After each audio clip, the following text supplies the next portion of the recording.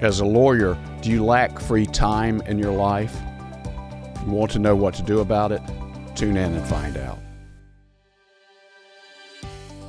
You are listening to the Prosper at Law podcast. Learn how to reduce stress, have more time, and make more money. Come on in.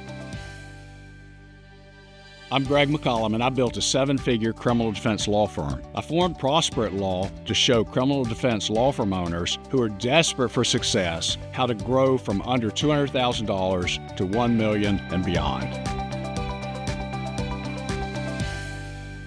As a lawyer coach at Prosper at Law, I talk to a lot of lawyers, and specifically, I talk to a lot of criminal defense lawyers. And one of the things that I found is that, one, there are a lot of lawyers nationwide who practice solely criminal defense, and some are doing better than others.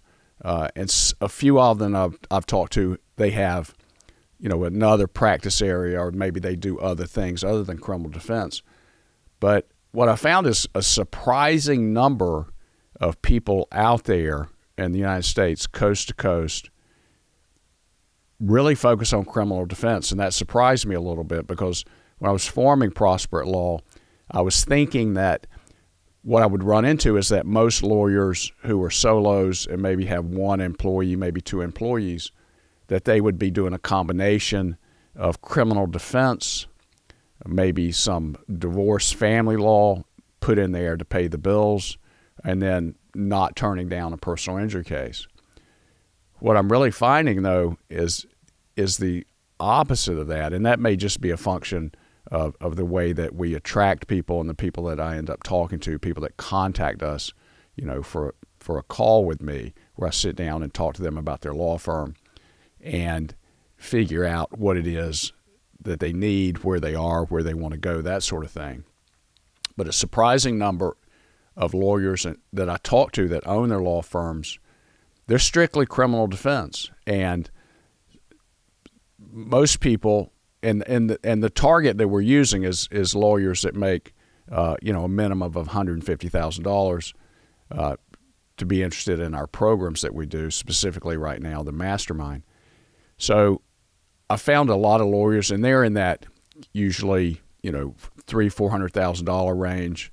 Some $400,000, $600,000. I think there's somebody I talked to that his firm does about $600,000. $400,000 is criminal defense. $200,000 is a side practice that I think that his wife has. She's a lawyer. And as I talk to people, the thing that is really jumping out at me so much is that all of the lawyers that I talk to are busy. I just spoke to somebody, and we had a consultation by Zoom because he's in another location, and he was like, whoa, Monday comes at you hard. And it was Monday evening, and he took the time to have the meeting with me. But it was difficult because he had a stressful Monday. He's pulled in a lot of different directions. There are a lot of things going on. He had a lot of fires to put out. And certainly that's the way it was for me as well. And so the thing that really jumps out is a lot of these guys, and they're mostly men. I'm a little surprised at that. I talk to some women, but very rarely, honestly. And that's not by design. I would want to, be open to helping women criminal defense lawyers. And I know a lot of really good women that are criminal defense lawyers, but for whatever reason, that's not the audience that we're attracting. And even with this podcast, it's all men that are lawyers, and maybe it's just the criminal defense field is dominated by men. I'm not sure about that yet. So, but the people I talk to, it's the time. They don't have time. They don't have time to catch their breath. They don't have time to work on their law firm. They don't have time to think about their law firm. They don't have time to own their business instead of in their business. And also, at our most recent mastermind that we had in Myrtle Beach in May of 2025 this year, we have it on the weekend. And I assumed that it needed to be on the weekend so people could fly in on Friday and then fly out Sunday evening if they needed to. And for the people in the room, I talked to them, and 3/4 of them, they had court on Monday. So they had to hit the ground running. And so that we have the masterminds on Saturday and Friday and Saturday for that, or Saturday and Sunday. We come in on Friday, meet all day Friday, most of the day. Meet all day on Saturday, most of the day on Sunday. So we quit around 4 so people can catch a flight out. And I don't think I could have a mastermind meeting with the lawyers that are at the level that I'm working with, because I don't think they could come. Because if they're solos and they don't have any coverage, so they can't get on a plane on Tuesday and fly to wherever the mastermind location is, and then meet all day Wednesday and Thursday, and then fly home Thursday. They don't have that bandwidth, and there are several reasons for that I can talk about. Now, looking back at it, when I was in masterminds, I must have solved something, because they were usually during the week, and the reason for that is there was more than one, and whatever group I was in was meeting at a certain time. And I remember distinctly the ones that I went to, it was during the week. So I must have solved that time problem in terms of I could get out of the office and people could cover it. Now, it wasn't always that way, and there are several factors that I can point to explain that. One is that when I was a solo criminal defense lawyer, and at the time, my wife at the time, she was my secretary or paralegal. She was my everything. She did the books. She wrote the checks. She scheduled the appointments. She opened the office. She answered the phone at least a lot of the time. She did everything. So I'm her husband. And so there you have it. Now, in a lot of these times, we'd have a second paralegal or maybe a receptionist. It just depended on what year it was or what was going on.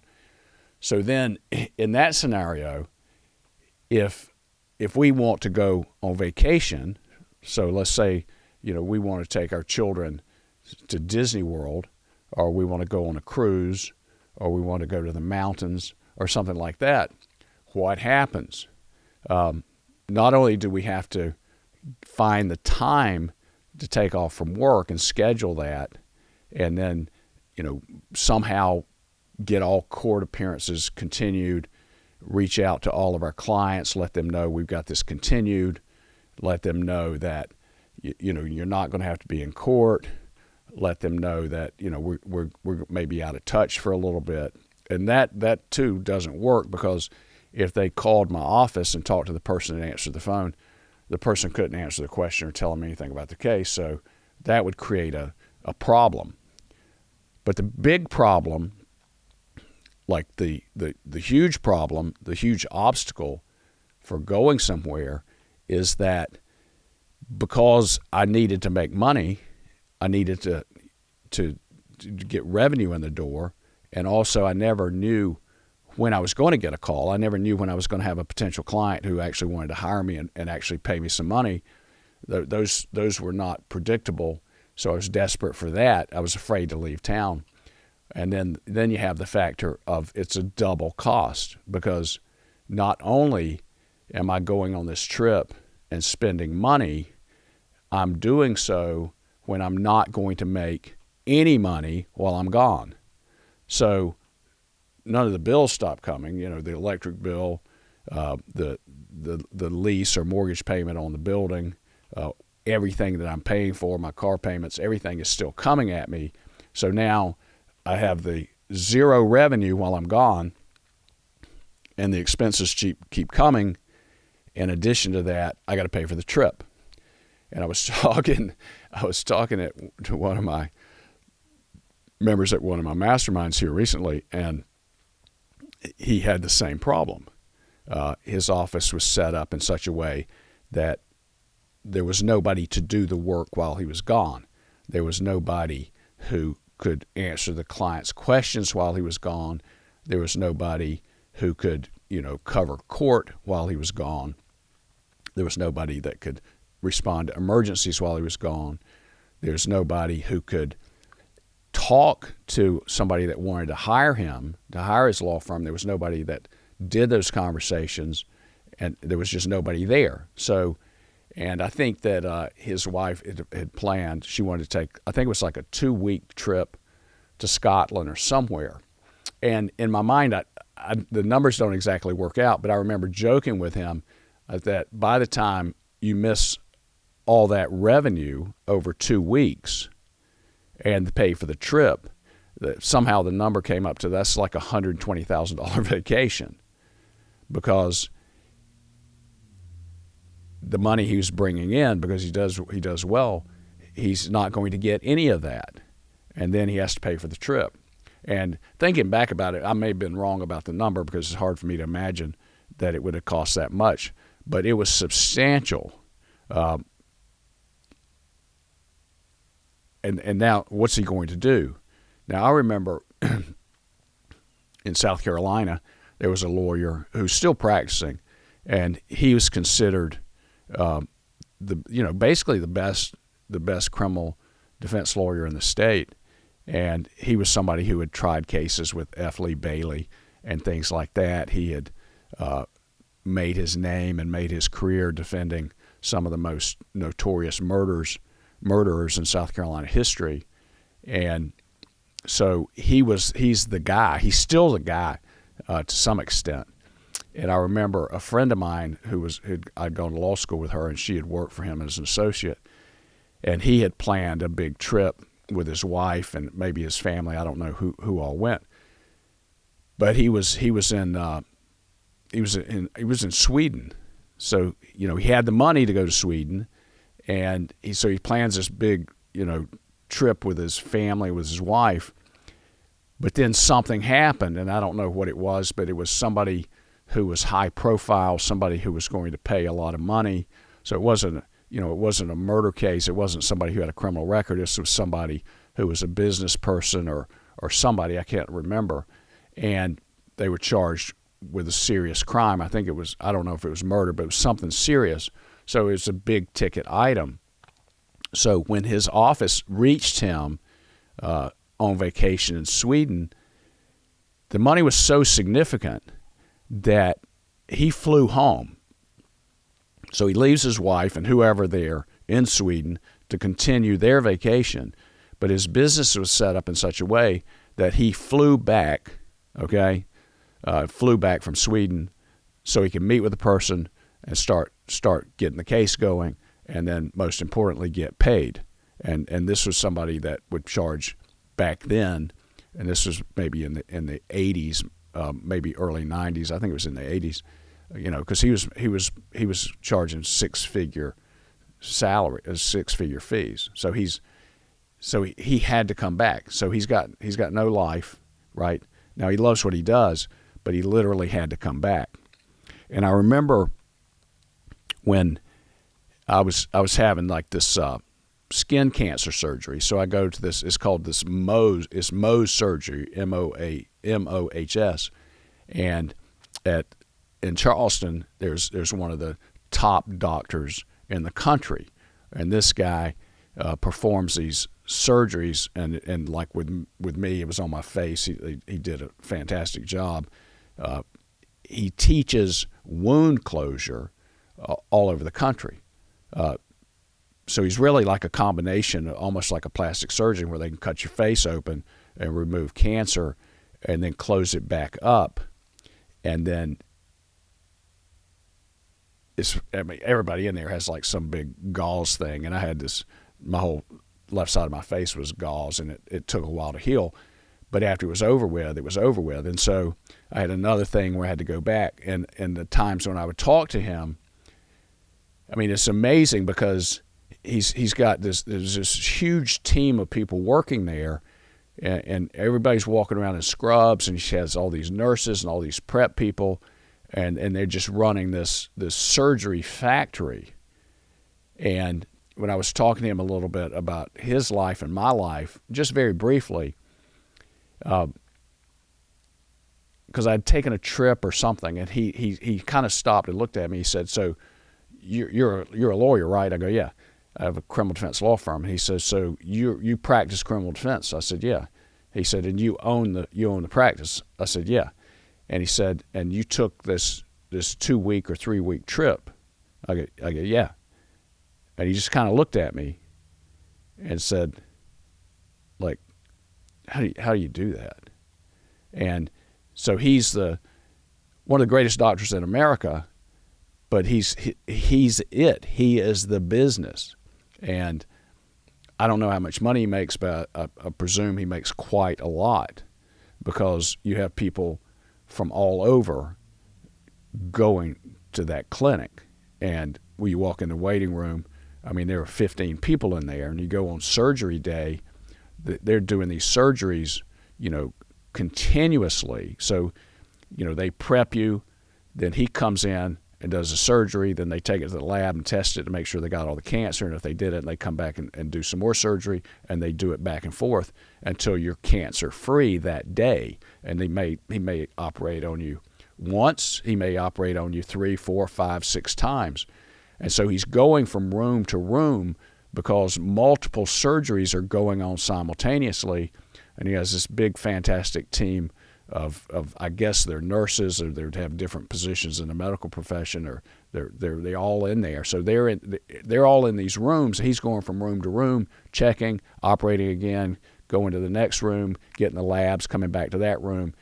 But the guy can't take a vacation. And he was probably about my age, maybe a little bit younger. And so I could just see it in his eyes that he was wildly successful. He's very well known. He's also a professor at the medical school, but he's kind of created this monster, or this trap. Sometimes we call it, a stress prison. He's created his own prison. And so the lawyers I talk to are really, that's where they are. That's where they live.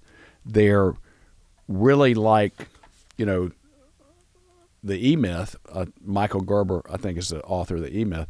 They've created a business which is really just a job, that they've created a stressful job for themselves where they're tied to it and they can't do anything.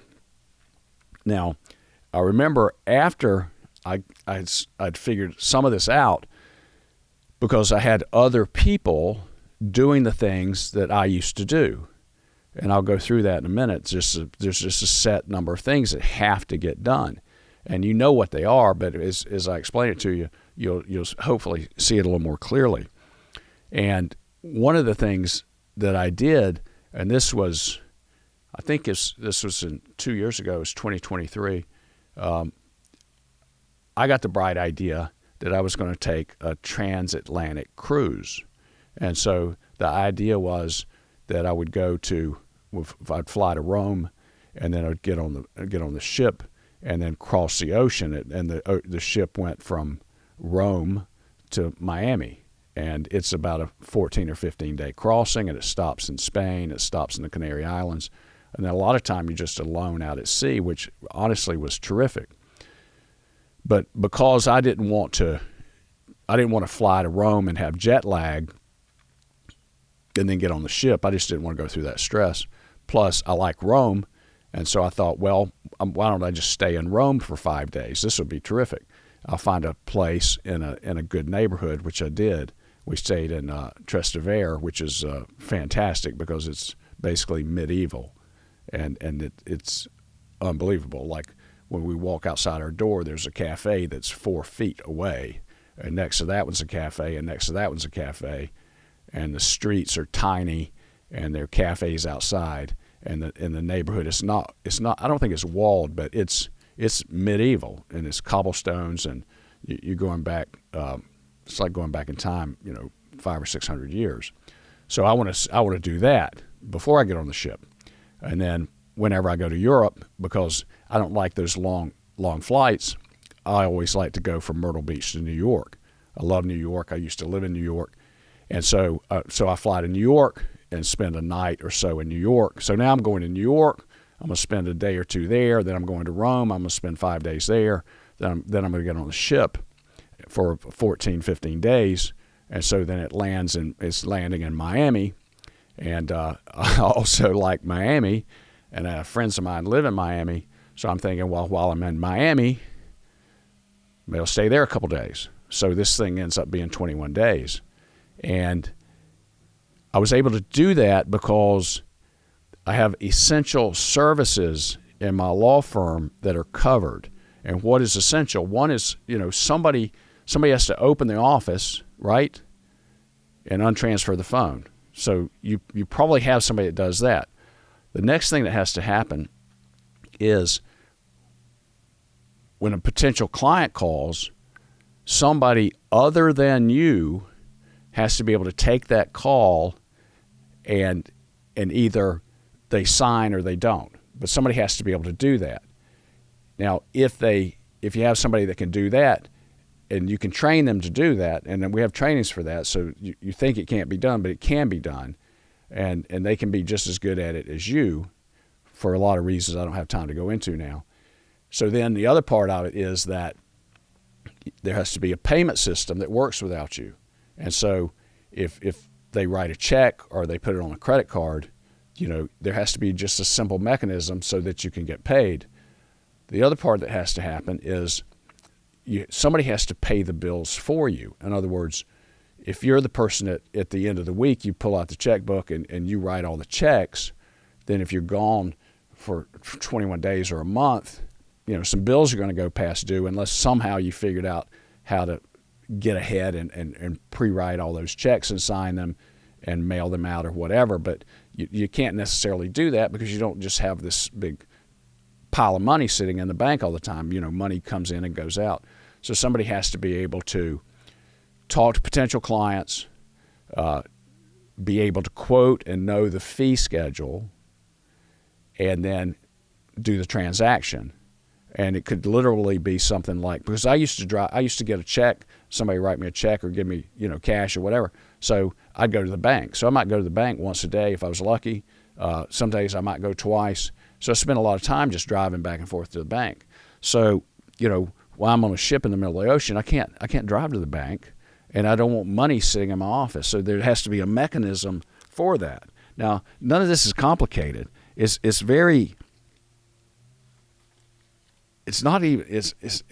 not even complicated at all. It's very simple, but it's just a matter of using leverage. And then finally, somebody has to go to court.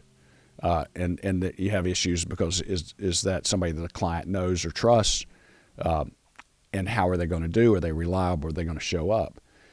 So that's it. If you've got somebody that can open the office, somebody that can talk to potential clients, somebody that can do the transaction so that you get the money and it goes in the bank, you have somebody that pays the bills without you, and then somebody can, answer your client's questions or cover court, then you have it. Now you have it. By using leverage and other people that you trained, now you've got a law firm, you can take that 21-day trip. That's really all there is to it. Now, there's more to it than what I just said because pulling it off is more complicated than me saying it. And this isn't something that I did or created, overnight. It took some time. I made a ton of mistakes.